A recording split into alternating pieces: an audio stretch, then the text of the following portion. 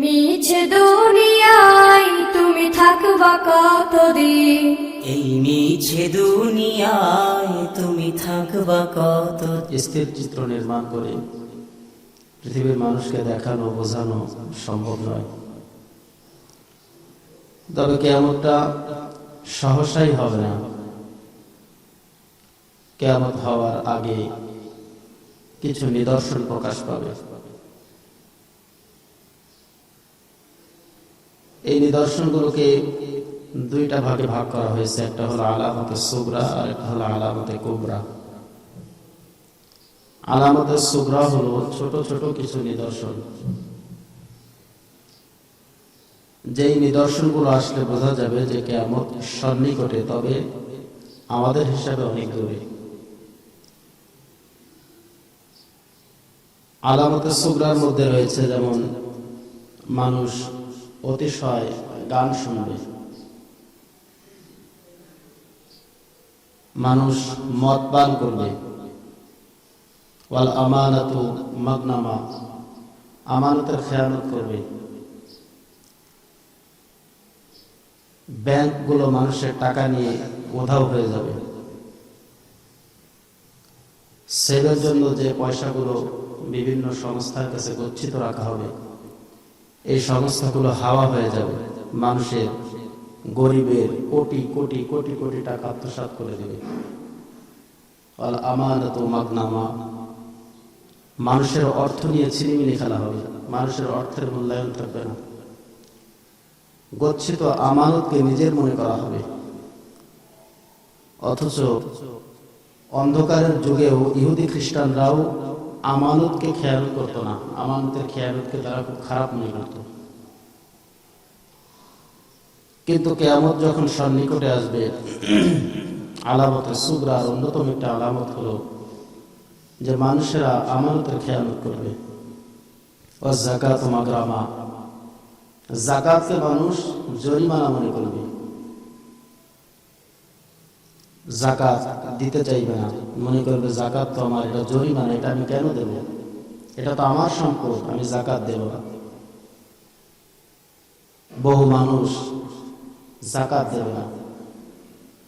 ওয়াতুল্লিমা লিগাইরিদ দ্বীন, মানুষেরা দিন শিখবে ইখলাসের নিয়তে না, দিন শিখবে বড়াই করার নিয়তে, দিন শিখবে ভালো বক্তা হয়ে টাকা উপার্জন করবে তাই, দিন শিখবে বড় মসজিদের খতিব হবে তাই, দিন শিখবে, ধর্ম শিখবে, কোরআন শিখবে মানুষের কাছে নিজের প্রসিদ্ধতা বাড়ানোর জন্য। আমি বড় হুজুর হলে আমার খুব নাম হবে, এই উদ্দেশ্যে দিন শিখবে। আমি ভালো তাফসীর করতে পারলে আমার সুনাম দেশে দেশে ছড়িয়ে পড়বে। আফসোস, আমরা অনেক বাবারাও এই নিয়ত সন্তানকে মাদ্রাসায় দিই যে আমার সন্তান বড় হয়ে বড় মুফাসসির হবে আর আমার অনেক নাম হবে। শয়তান নেক সূরাতে ধোঁকা দেয়, নেক সূরাতে। আপনার সন্তান বড় হয়ে মুফাসসির হবে, ভালো কথা, তবে সন্তান বড় মুফাসসির হলে পুরা দেশে আমার নাম ফুটবে, আমার সন্তানের পরিচিতি বাড়বে, এই উদ্দেশ্যটা একটা ধোঁকা। নেক সূরাতে শয়তান ধোঁকা দেয়। নেক সূরাতে একজন ফজরের পরে জিকির করে, তো সে বলছে মক্তবে মাইকে যখন বাচ্চাদেরকে ডাকে আমার জিকিরের ক্ষতি হয়।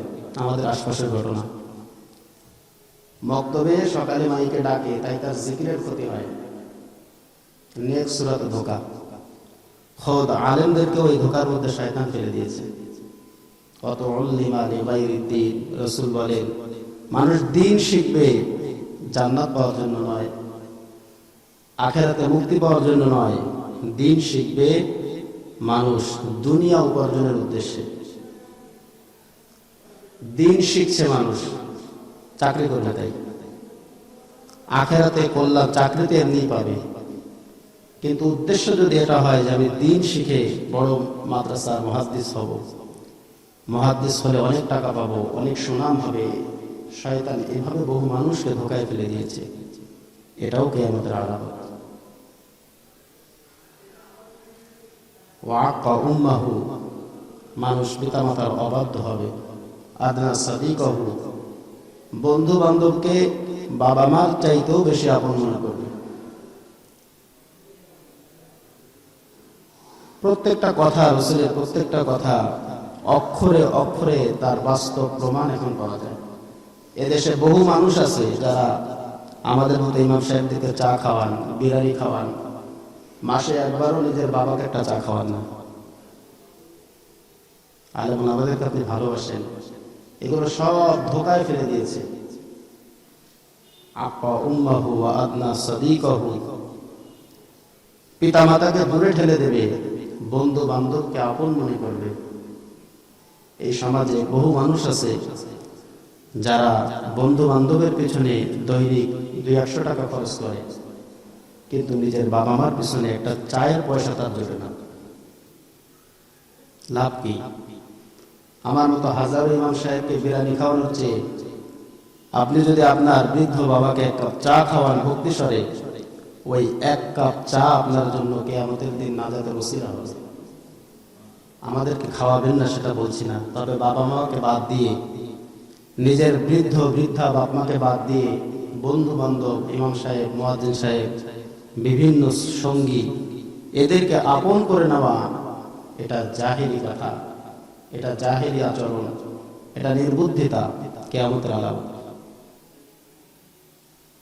এগুলো হলো আলামতে সুগরা, ছোট ছোট আলামত। কিয়ামতের আগে এগুলো প্রকাশ পেয়ে যাবে। আর হায়া, লজ্জা থাকবে না মানুষের। নির্লজ্জ ভাবে একটা মেয়ে ওড়না ছাড়া তার বাবা মার সামনে ঘুরে বেড়াবে। নির্লজ্জ ভাবে একটা মেয়ে পেটকে খুলে তার পরিবারের মধ্যে সে যুগের পর যুগ বসবাস করবে, বাইরে বের হবে। শাড়ি, এটা কোনো ইসলামী পোশাক নয়। শাড়ি পরলে, যদি শাড়ি পরে কেউ নামাজ পড়ে তার নামাজ হয় না। শুনতে খারাপ শোনা গেলেও আজকে বাঙালি চেতনার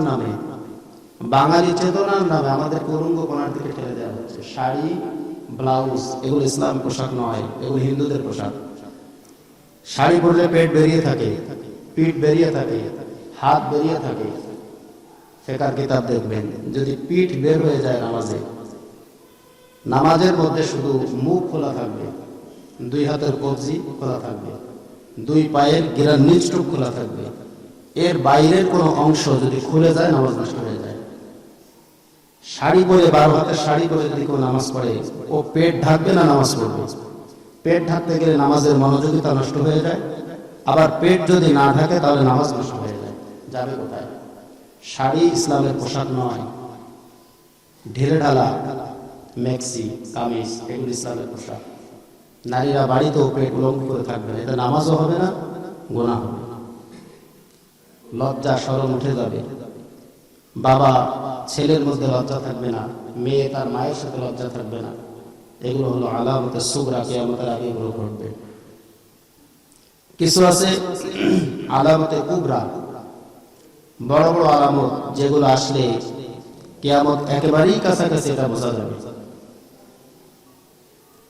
এর মধ্যে হলো ইয়াজুজ মাজুজের আবির্ভাব ঘটা। আজকের আধুনিক বিশ্ব স্যাটেলাইটের জুমের মাধ্যমে ইয়াজুজ মাজুজকে খোঁজে, কিন্তু তারা পায় না। এজন্য মনে করে যে ইয়াজুজ মাজুজ বলতে কিছু নাই। কোরআনে কারীম সাক্ষ্য দিচ্ছে, ইন্না ইয়াজুজা ওয়া মাজুজা মুফসিদুনা ফিল আরদ, নিশ্চয় ইয়াজুজ আর মাজুজ এরা পৃথিবীতে আসবে এবং পৃথিবীতে এরা ফিতনা ফাসাদ সৃষ্টি করবে, হাঙ্গামা সৃষ্টি করবে। লতা পাতা, মানুষ, সমুদ্র, মাটি, পাহাড়, বিল্ডিং যা সামনে পাবে সব খেয়ে ফেলবে। এটা হলো বড় আলামত। এরপরে আরেকটি আলামত হলো দাজ্জালের আবির্ভাব হবে। পৃথিবীতে দাজ্জাল আসবে। যখন দাজ্জাল আসবে, চূড়ান্ত ভাবে বোঝা যাবে যে এখন কিয়ামত খুব সন্নিকটে। মুসনাদ আহমদের একটি হাদিসের মধ্যে রাখে যে দাজ্জাল পৃথিবীতে আবির্ভাব ঘটবে, 40 দিন পর্যন্ত সে পৃথিবীতে বসবাস করবে। এর প্রথম দিন হবে 1 বছরের সমান, দ্বিতীয় দিনটি হবে 1 মাসের সমান, তৃতীয় দিনটি হবে 1 সপ্তাহের সমান, বাকি 37টা দিন হবে স্বাভাবিক দিনের মতো। এবং তার ক্ষমতা কত বেশি হবে? এত বেশি ক্ষমতা হবে যে মানুষকে ঈমান হারা করার মিশনে সে নেমে পড়বে। বিদ্যুতের গতিতে, বাতাসের গতিতে পৃথিবীর এমন কোনো স্থান নেই, এমন কোনো গ্রাম নেই, এমন কোনো অঞ্চল নেই, এমন কোনো জনপদ নেই যেখানে সে এই 40 দিনের মধ্যে বিচরণ করবে না। রাসূল বলেন, এই দাজ্জালের এক কান থেকে আরেক কান পর্যন্ত দূরত্ব হবে 40 হাত। রাসূল বলেন, দাজ্জালের এক চোখ থেকে আরেক চোখের মাঝখানে, অর্থাৎ যেখানে কপালে হিন্দুরা টিপ ব্যবহার করে, এই টিপ, এটা দাজ্জালের একটা নিদর্শন। দাজ্জালের এই টিপ দেওয়ার স্থানে লেখা থাকবে কাফ আলিফ ফা র কাফিরুন। রাসূল বলেন, সেদিন এটা পড়তে পারবে যারা শিক্ষিত, যারা অশিক্ষিত, যারা মুসলিম, যারা অমুসলিম, যারা হিন্দু, যারা খ্রিস্টান, ছোট বড়, যার চোখই তার কপালে পড়বে, সেই পড়তে পারবে যে এই লোকটা কাফের। তাকে বিরাট ক্ষমতা দিয়ে আল্লাহ তাআলা দুনিয়ার মধ্যে পাঠাবেন। শুধুমাত্র 2টা শহরে দাজ্জাল প্রবেশ করতে পারবে না, একটা হলো মক্কা আর একটা হলো মদিনা। মক্কাতুল মুকাররমা আর মদিনাতুল মুনাওয়ারা, এই 2টা স্থান ছাড়া পৃথিবীর এমন কোনো অঞ্চল নেই, এমন কোনো জনপদ নেই, তৎকালীন যুগে এমন কোনো মানুষ নাই যার সাথে দাজ্জালের সাক্ষাৎ ঘটবে না। সাহাবায়ে কেরাম বললেন, ইয়া রাসূলুল্লাহ, এই দাজ্জালের যে এত ক্ষমতা হবে, তো দাজ্জালের এই ফিতনা থেকে আমরা বাঁচবো কিভাবে? সাহাবী বলেন, রাসূল যখন দাজ্জালের এই ফিতনার কথা বর্ণনা করছিলেন, আমাদের কাছে মনে হচ্ছিল যে মসজিদে নববীর বাইরে দাজ্জাল এসে উপস্থিত হয়ে গেছে। রাসূলের কণ্ঠ ক্ষীণ হয়ে আসছিল। সাহাবায়ে কেরাম দাজ্জালের কথা শুনে ভয়ে সব জড়সড় হয়ে গেল। সাহাবায়ে কেরাম মনে করছেন, না জানি দাজ্জাল আমাদের পিছনে এসে গেছে। একজন সাহাবী বললেন, ইয়া রাসূলুল্লাহ, দাজ্জালের এই ফিতনা থেকে আমরা বাঁচবো কিভাবে? আল্লাহর রাসূল বললেন, যদি কোনো ব্যক্তি জুমার দিনে সূরা কাহফের 10টা আয়াতে কারিমা তেলাওয়াত করে, আল্লাহ পাক রব্বুল আলামিন তাকে দাজ্জালের ফিতনা থেকে হেফাজত করবে। এই আয়াতের তেলাওয়াত আজকে আমাদের নেই। 10টা আয়াত তেলাওয়াত করতে সর্বোচ্চ 10 মিনিট লাগে। আমরা তো হাফেজ, 3 থেকে 4 মিনিট সময় লাগতে পারে যদি শুদ্ধ করে খুব ভালোভাবে পড়েন। আর যদি একটু দেখে পড়েন 5 মিনিট লাগবে। মসজিদে মসজিদে আমল চালু হওয়া দরকার। মসজিদের কোনায় কোনায় জুমার দিনে সূরা কাহফের তেলাওয়াত চালু হওয়া দরকার। এই দাজ্জালের ফিতনা, এটা হলো কিয়ামতের আগে একটি চূড়ান্ত ফিতনা। এই দাজ্জালকে হযরত ঈসা আলাইহিস সালাতু ওয়াস সালাম সিরিয়ার বাবুল লুত, লুত নামক একটি গেট আছে যেটিকে আরবিতে বাবুল লুত বলা হয়, একটা গ্রামের ভিতরে। সেইখানে গিয়ে হযরত ঈসা আলাইহিস সালাতু ওয়াস সালাম দাজ্জালকে পাবেন এবং তাকে হত্যা করবেন।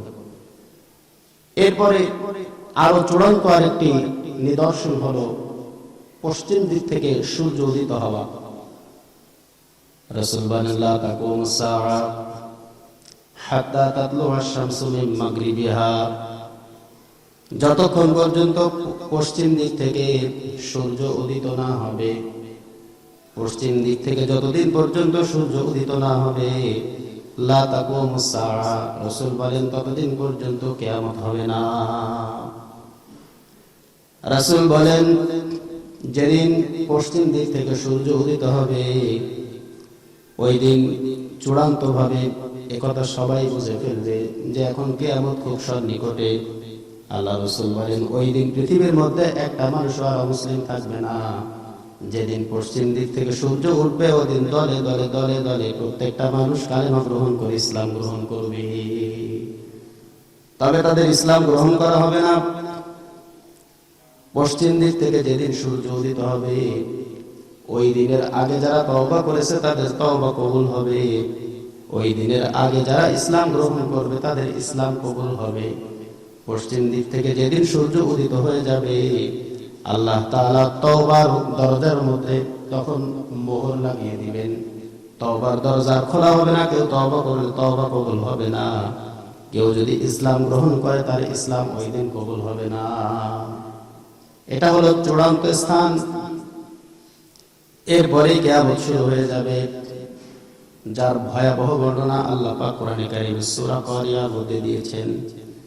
আল্লাহ বলেন, আল কারিয়া মাল কারিয়া ওয়া মা আদরাকা মাল কারিয়া।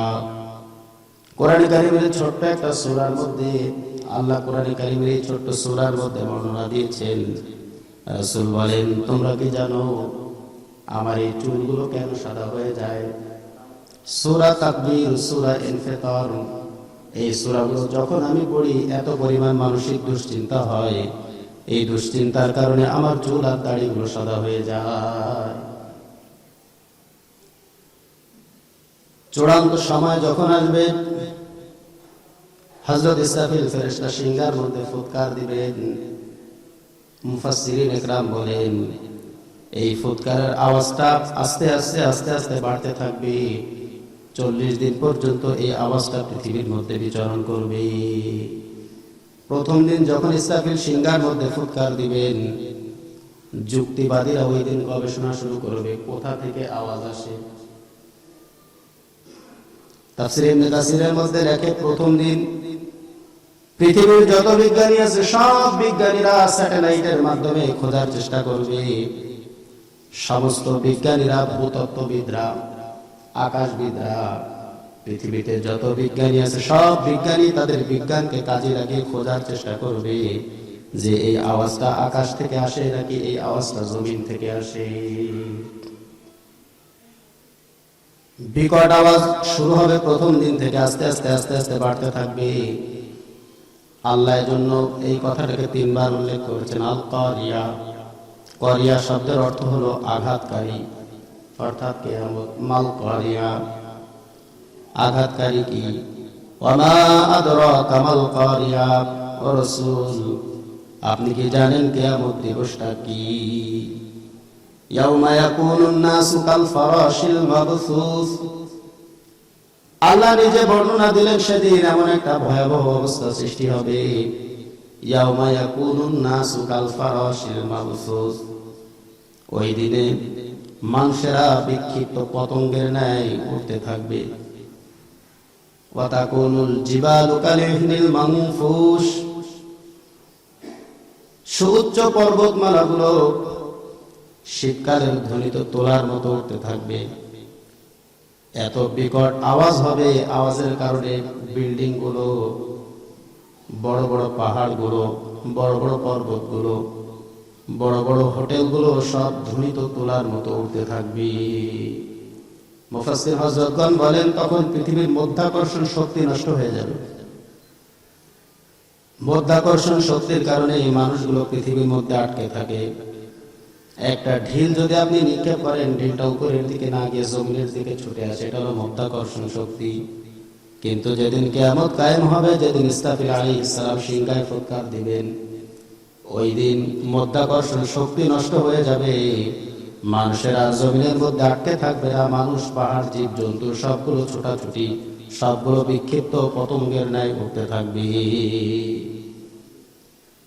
কাআন্নাহুম জারাদুম মুনতাশির। আল্লাহ সূরা জুমারের মধ্যে বলেন, কাআন্নাহুম জারাদুম মুনতাশির। মানুষেরা এমন ভাবে উঠতে থাকবে যেমন একটা লাইট জ্বালালে অনেকগুলো পোকা যেমন উঠতে থাকে, মনে হবে যে মানুষগুলো বাতাসের মধ্যে এমন ভাসতেছে। কতটা ভয়াবহ হবে আল্লাহ পাক বলেন, ওয়াইদাল ইশার মুক্তিলাত। 3 মাসের গর্ভধারিণী মা তার সন্তানকে প্রসব করে দিবে। 10 মাসের উটনি, তার পেটের মধ্যে থাকা উট ডেলিভারির সময়ের আগে প্রসব করে দিবে। মহিলাদের রক্তস্রাব শুরু হয়ে যাবে, পুরুষদের পেশাব শুরু হয়ে যাবে, পুরুষদের পায়খানা শুরু হয়ে যাবে। কত পাপিষ্টের পেশাব আর পায়খানার রাস্তা দিয়ে নাড়িভুড়িগুলো গড় গড় করে পড়তে থাকবে। কি ভয়াবহ অবস্থা, কল্পনা করে বোঝানো সম্ভব নয়, স্থির চিত্র দিয়ে বোঝানো সম্ভব নয়, সাহিত্যের মাধ্যমে বোঝানো সম্ভব নয়। সেই দিন না আসা পর্যন্ত পৃথিবীর কোনো মানুষ সেই দিনের প্রকৃত অবস্থা বুঝতে পারবে না। আল্লাহ রাসূল বলেন, আমি বের হব, আখরুজ, আমি বের হব। রাসূল কিয়ামতের দিন বের হবেন। ওয়া ইয়ামিনি আবু বকর, আল্লাহর রাসূল বলেন আমার ডান দিক থেকে হযরত আবু বকর বের হবেন। ওয়া আন ইয়াসারি উমর, আমার বাম দিক থেকে হযরত ওমর বের হয়ে যাবেন। আল্লাহর রাসূল বলেন তবে একটা মানুষ, যে মানুষটা বের হবে না তাকে বের করা হবে, সে হলো আমার বেলাল। আমার বেলাল আমার ডান দিক থেকে উঠবে না, বেলাল বাম দিক থেকে উঠবে না। এই বেলালের কবর মক্কায় না, মদিনায় না, বেলালের কবর হলো সিরিয়ার দামেস্কের মধ্যে। রাসূল বলেন কিন্তু কিয়ামতের দিন বেলাল আমার কাছে থাকবে। যেদিন কিয়ামত শুরু হবে হযরত আবু বকর আমার পাশে আছে, আমার পাশ থেকে দাঁড়িয়ে যাবে। হযরত ওমর তো আমার পাশে আছে, আমার পাশ থেকে দাঁড়িয়ে যাবে। কিন্তু হযরত বেলাল শত শত মাইল দূরের বেলাল। রাসূল বলেন ও বেলালুন তাহতা রিজলাই, কিন্তু বেলাল জমিনের উপর দিয়ে উঠবে না। সহিহ হাদিসের মধ্যে আল্লাহর রাসূল বলেন এই বেলাল জমিনের নিচ দিয়ে ডুব দিয়ে বেলাল আমার পায়ের পাশ থেকে আমার কাছে সাক্ষাৎ করবে। কিয়ামতের কঠিন ভয়াবহ দিনে হযরত বেলাল যেন আল্লাহর রাসূলকে বলছেন ইয়া রাসূলুল্লাহ, যেদিন আপনি মিরাজের রজনীতে আল্লাহর সাথে সাক্ষাতে গিয়েছিলেন, আপনি যে ঘর থেকে গিয়েছিলেন ওই ঘরের খবর হযরত আবু বকরের ছিল না, ওই ঘরের খবর হযরত ওমরের ছিল না, ওই ঘরের খবর হযরত ওসমানের ছিল না। কিন্তু আপনি যেদিন জান্নাত পরিদর্শনে গিয়েছিলেন, আপনার জান্নাতের প্রত্যেকটা পদধূলিতে আমি বেলাল আপনার সাথে ছিলাম। আমারে কেমনে ফাঁকি দিয়ে যাবেন? আমি কৃতদাস হতে পারি, গোলাম হতে পারি, আমার জবানের সমস্যার কারণে আমি তোতলা হতে পারি, আমার চেহারা ভালো নয়। আজও দেখবেন আধুনিক মানচিত্রে ইথিওপিয়ার মানুষগুলোর চেহারা ভালো না, আফ্রিকার কান্ট্রি ইথিওপিয়ার মানুষগুলোর দাঁতগুলো বড় বড়, ইথিওপিয়ার মানুষগুলো সহজ সরল, ইথিওপিয়ার মানুষগুলো খুব কালো, খুব চামড়া মোটা, এদের চেহারা ভালো না। হযরত বেলাল ইথিওপিয়ান ছিলেন, হযরত বেলালের চেহারা ভালো ছিল না, দাঁতের গঠন ভালো ছিল না, চেহারার গঠন ভালো ছিল না, কথাও ঠিক মতো বলতে পারতেন না। আল্লাহ রাসূল বলেন কিন্তু কিয়ামতের দিন হযরত বেলাল আমার পায়ের কাছ থেকে উঠবে। আরো মজার তথ্য হলো আল্লাহ রাসূল বলেন ইয়াখরুজু বেলাল ওয়া ইউআযিন, ময়দানে মাহশারে আল্লাহ হযরত বেলালকে তুলবেন, আর বেলালকে উঠানোর পরে আল্লাহ বেলালকে বলবেন আযিল্লানা ইয়া বেলাল। আল্লাহ বেলালকে ডাক দিয়ে বলবেন বেলাল, দুনিয়াতে যেইভাবে তুমি আযান দিতে আযিল্লানা ইয়া বেলাল, আজকের এই ময়দানে মাহশারে তুমি সুন্দর করে একটা আযান দিয়ে পুরা কিয়ামতবাসীকে, পুরা পৃথিবীর সব মানুষকে তুমি আযানের ধ্বনি শুনিয়ে দাও। যেই বেলালের কণ্ঠ ভালো ছিল না, যে বেলালের চেহারা সুন্দর ছিল না, এই বেলাল কিয়ামতে উঠবেন বাদশাহী হালাতে, রাজত্বের হালাতে উঠবেন। আল্লাহ রাসূল বলেন লা ইয়ানজুরু ইলা সুওয়ারিকুম ওয়া আমওয়ালিকুম, আল্লাহ তোমাদের কারো চেহারা দেখে বিচার করেন না, সম্পদ দেখে বিচার করেন না, ওয়ালাকিন ইয়ানজুরু ইলা কুলুবিকুম ওয়া আমালিকুম, আল্লাহ তোমাদের বিচার করবেন তোমাদের কলব আর তোমাদের আমল দেখে। বেলালের এই দুইটাই ছিল, কলব ছিল আর আমল ছিল। সুন্দর চেহারা হযরত বেলালের ছিল না, সুন্দর কণ্ঠ তো হযরত বেলালের ছিল না, সুন্দর বংশ হযরত বেলালের ছিল না, কৃতদাস ছিলেন। আল্লাহ বলবেন খুদ ওয়াসুক ইয়া বেলাল, আজকে জান্নাতের রশিখানা ধরো আর আমার রাসূলের পিছন পিছন তুমি জান্নাতের দিকে ছুটতে থাকো। এভাবে বিশাল একটা কিয়ামত কায়েম হবে। ওয়া তাকুনুল জিবালু কালিহিনিল মানফুস, পাহাড়গুলো ধ্বনিত তোলার মতো উঠতে থাকবে। ফা আম্মা মান সাকুলাত মাওয়াজিনুহু ফাহুয়া ফি ঈশাতির রাদিয়া, আল্লাহ বলেন এরপরে আল্লাহ একটা মিজানের পাল্লা, একটা দাড়ি পাল্লা কায়েম করবেন। এই দাড়ি পাল্লার মধ্যে আল্লাহ পাক রব্বুল আলামিন মানুষগুলোর আমলগুলো পরিমাপ করতে থাকবে। রাসূল বলেন তিনটা জায়গায় তোমরা আমাকে বেশি তালাশ করবে, যে তিনটা জায়গায় মা তার সন্তান থেকে ভেঙে যাবে। বিপদে বন্ধুর পরিচয়। রাসূল বলেন তিনটা এমন কঠিন মুহূর্ত রয়েছে, যেই তিনটা জায়গায় আমি রাসূল ছাড়া আর কোনো বন্ধুকে তুমি খুঁজে পাবে না। একটা হলো হাউজে কাউসারের স্থানে। হাউজে কাউসারের স্থানে পৃথিবীর কোনো মানুষকে বন্ধুত্বের পরিচয় দেবে না। সন্তান তার বাবার পরিচয় দেবে না, ভাই তার ভাইয়ের পরিচয় দেবে না, বন্ধু তার বন্ধুত্বের পরিচয় দেবে না। রাসূল বলেন ওই হাউজে কাউসারের কঠিন সময় যদি তোমরা কোনো বন্ধু খুঁজে পাও, মনে রেখো সেই বন্ধু হলাম আমি মুহাম্মাদুর রাসূলুল্লাহ।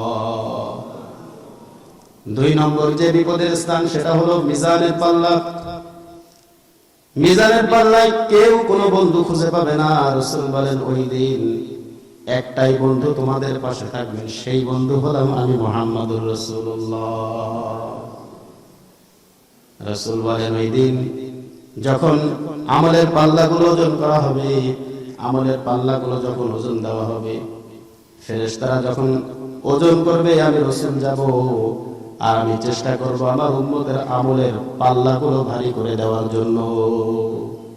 যেখানে সব মানুষ তার নিজেকে নিয়ে ব্যস্ত থাকবে, সব মানুষ তার নিজের পাল্লা ভারী করা নিয়ে ব্যস্ত থাকবে, এমনকি রাসূলুল্লাহ পর্যন্ত তার নিজের পাল্লা ভারী করা নিয়ে ব্যস্ত থাকবে। যে নেতার পিছনে ছুটেছেন, আল্লাহর কসম যদি আল্লাহর কোরআন সত্য হয়, রাসূলের হাদিস সত্য হয়, ওই দিন আপনার নেতাও কিন্তু তার পাল্লা ভারী করার জন্য ব্যস্ত থাকবে।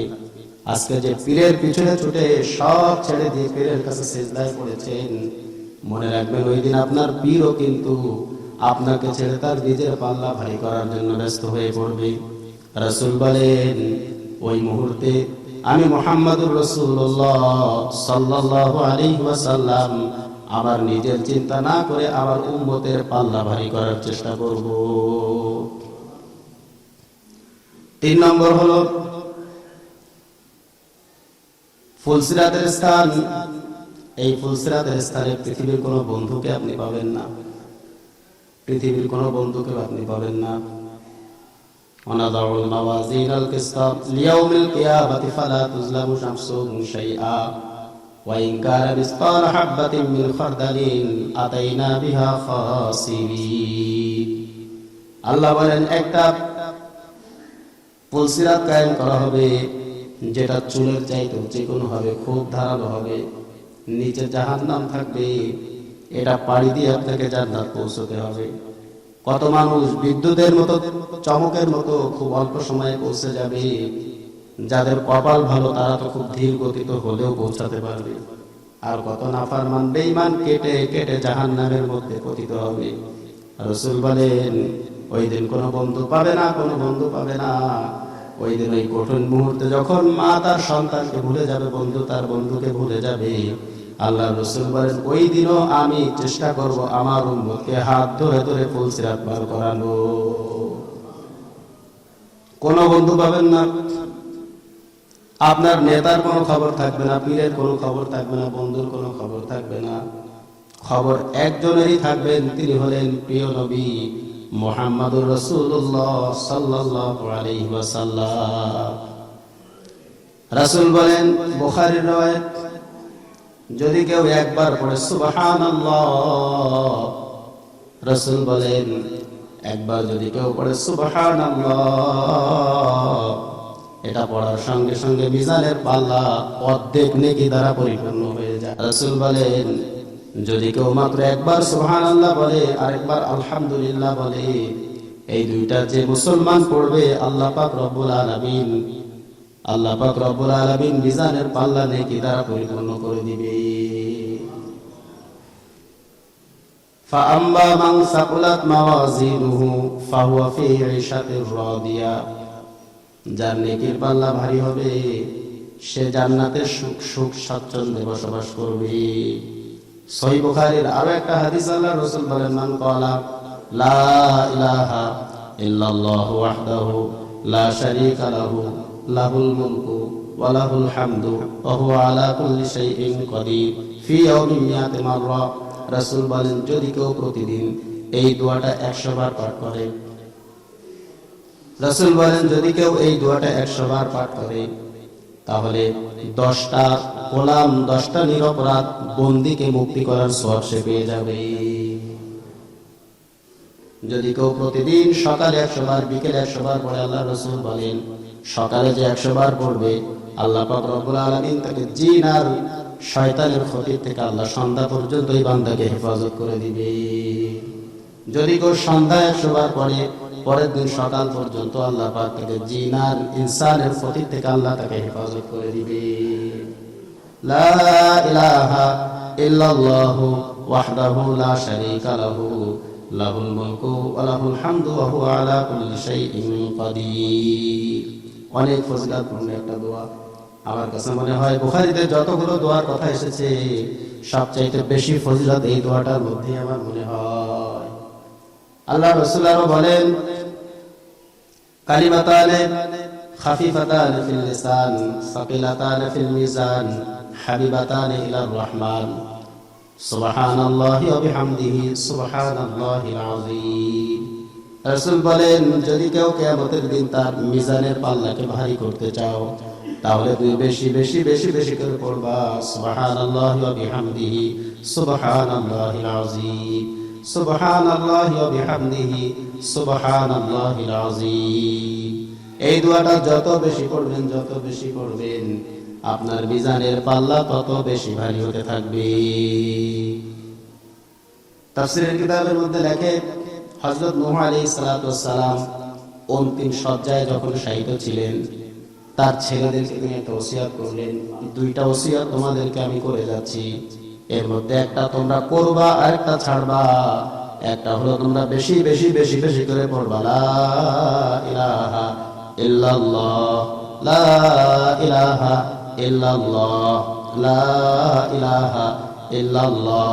ছেলেরা জিজ্ঞেস করলো, আপা এটা যদি বেশি বেশি পড়ি তো কি হবে? নূহ নবী বললেন, যদি এটা বেশি বেশি পড়ো, এটা যদি তুমি একবার পড়ো, 7 আসমান আর 7 জমিনের চাইতেও বেশি নেকি আল্লাহ তোমাকে দান করে দিবে। আরেকটা ওসিয়ত করলেন, করবা না, সেটা অহংকার করবা না, হিংসা করবা না, মনের মধ্যে অহংকার রাখবে না, আমি বড় ব্যবসায়ী, আমি বড় ধনী, আমি বড় হুজুর, বড় আলেম, অহংকার রাখবা না। একটা হলো কালিমা বেশি বেশি পড়বা, আরেকটা হলো অন্তরের মধ্যে কোনো অহংকার রাখবা না। ওয়া আম্মা মান খাফাত মাওয়াজিনুহু ফাউম্মুহু হাবিয়া।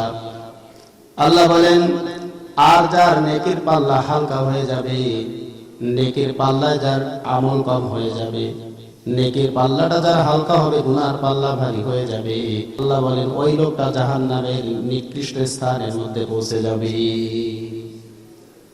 রাসূল বলেন, যদি কেউ মান ক্বালা সুবহানাল্লাহি ওয়া বিহামদিহি ফি ইয়াউমিন মিয়াতা মাররা, রাসূল বলেন যদি কেউ দৈনিক 100 বার পড়ে সুবহানাল্লাহি ওয়া বিহামদি, সুবহানাল্লাহি ওয়া বিহামদি, হুত্তাত খাতায়াহু ওয়া ইন কানাত মিসলা জাবাদিল বাহার। রাসূল বলেন যদি তার পুরা জিন্দেগীর মধ্যে গুনাহ দিয়ে ভরপুর থাকে, সমুদ্রের ফেনা পরিমাণও যদি তার গুনাহ হয়ে যায়, আল্লাহ রাসূল বলেন আল্লাহ তার গুনাহকে ক্ষমা করে দিবে।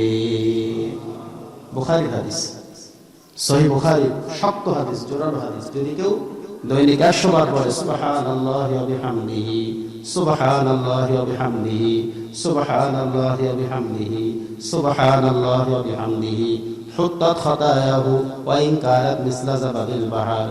যদি তার আমলনামার মধ্যে মদের গুনাহ থাকে, জিনার গুনাহ থাকে, মিথ্যার গুনাহ থাকে, পুরা জিন্দেগিটা যদি গুনাহ দিয়ে ভরপুর করা থাকে, আল্লাহ তার জীবনের সব গুনাহগুলো মাফ করে দিবে।